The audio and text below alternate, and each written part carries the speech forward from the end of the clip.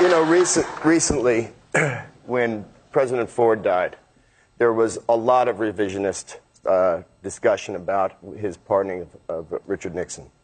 And in most cases, both Democrats and Republicans got on the talk shows and said, well, as it turned out, it was a great unifier for the country at a time. The country was very divided, chaos. And I think it's really quite the opposite. That when you have a precedent set like that, and you have somebody, George Tenet, acknowledging in his book that he knew that the administration was deceiving the American people into a situation that is murdering young men and women from this country and others, that George Tenet and Dick Cheney and Condoleezza Rice and George Bush et al. Should be in fucking jail.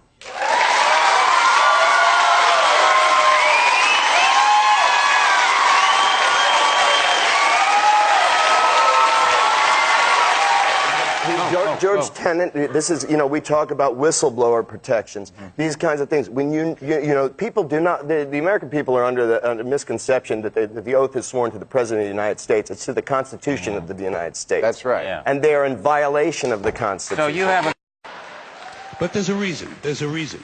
There's a reason for this. There's a reason education sucks, and it's the same reason that it will never, ever, ever be fixed. It's never going to get any better. Don't look for it. Be happy with what you got. Because the owners of this country don't want that. I'm talking about the real owners now. The big, the wealthy, the real owners, the big wealthy business interests that control things and make all the important decisions. Forget the politicians. The politicians are put there to give you the idea that you have freedom of choice. You don't. You have no choice. You have owners. They own you. They own everything. They own all the important land, and they own all the big all the big media companies, so they control just about all of the news and information you get to hear. They got you by the balls. They spend billions of dollars every year lobbying to get what they want. Well, we know what they want. They want more for themselves and less for everybody else. You know what they want? They want obedient workers. Obedient workers, people who are just smart enough to run the machines and do the paperwork, and just dumb enough to passively accept all these increasingly shittier jobs, and now they're coming for your Social Security money. They want your fucking retirement money. They want it back so they can give it to their criminal friends on Wall Street. And you know something? They'll get it. They'll get it all from you sooner or later, because they own this fucking place. It's a big club, and you ain't in it.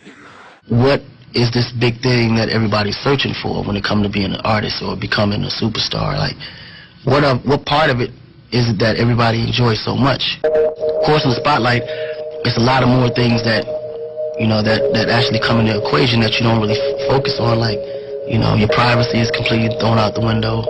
You don't get time to spend with your family as much as you would like to.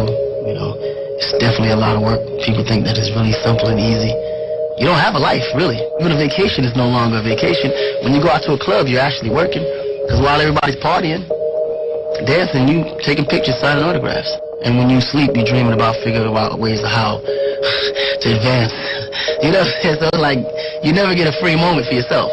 I'm tired. I'm really, really tired of the manipulation.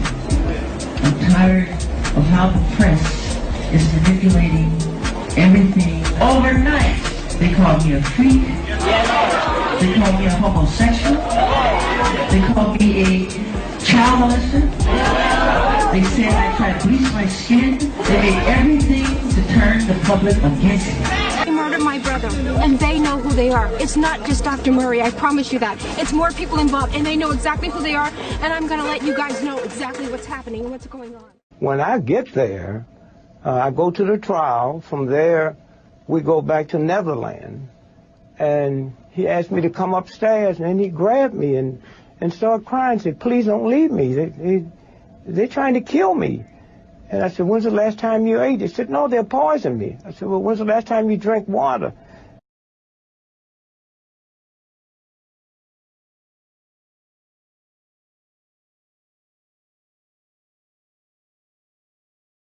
I think all our society is run by insane people for insane objectives. But now I can put it into that sentence that I think we're being run by maniacs for maniacal ends, you know. If anybody can put on paper what our government and the American government, etc., and the Russian, Chinese, what they are actually trying to do, you know, and what they think they're doing, I'd be very pleased to know what they think they're doing. I think they're all insane. You know, in Hollywood and in the industry and the stuff we do, there's a lot of like insider secrets to keeping your career going, and a lot of insider secrets to making things tick. And I feel like a fraud. The sexiest thing in the entire world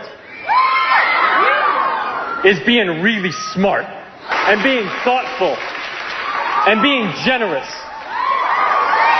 Everything else is crap, I promise you.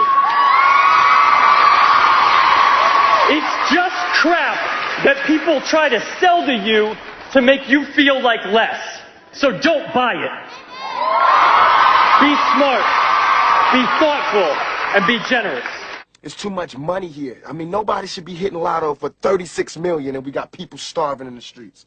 That is not idealistic, that's just real. That is just stupid. There's no way Michael Jackson should have, or whoever Jackson, should have $1 million, $1 billion, and then there's people starving. There's no way. There's no way that these people should own planes and their people don't have houses, apartments, shacks, drawers, pants. I mean, why have 52 rooms and you know there's somebody with no room? It just don't make sense to me. It don't. And then these people celebrate Christmas. They got big trees, huge trees, all the little trimmings. Everybody got gifts, and then somebody's starving. That's not fair to me. Is that a gang sign? Have you, oh, like you don't know what it is. You don't know what that is. I have no idea. You don't know. Jimmy Fallon doesn't know. David Letterman doesn't know. We don't know. All the comics and show business don't know what this is. Right? Yeah. And I'm sick of it. I want everybody to be in on the joke, man. You know what I mean? Like, for years now, talk show hosts, people on television, people in sitcoms have been hired by the government to throw you off the track, to distract you, to make you laugh and stuff like that, make you happy and docile so you don't know what's really going on. Radio, fuck you! Y'all don't want to lose again. A lot of people here tonight felt like they lost. You know why? Because y'all been lied to. Google lied to you. Facebook lied to you. Radio lied to you. Now fuck the people that work at radio. Because these is real people that gotta feed their kids. And they not being allowed to play that real shit. Because they think that in order to feed their kids, they gotta play the same shit over and over and over. Obama couldn't make America great because he couldn't be him to be who he was. Black men have been slaves. Obama wasn't allowed to do this. Yeah! And still win. He had to be perfect. But being perfect don't always change shit, bro. Being perfect don't always change shit, bro. I am putting my career, my life, my public well-standing at risk when I talk to y'all like this. This is a moment in the matrix, bro. The vibes is back.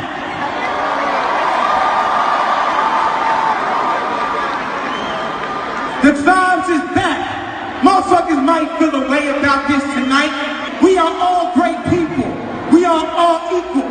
But sometimes we be playing the politics too much and forgetting who we are. Just to win. Fuck winning. Fuck looking cool.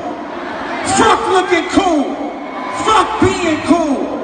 Fuck all that, bruh.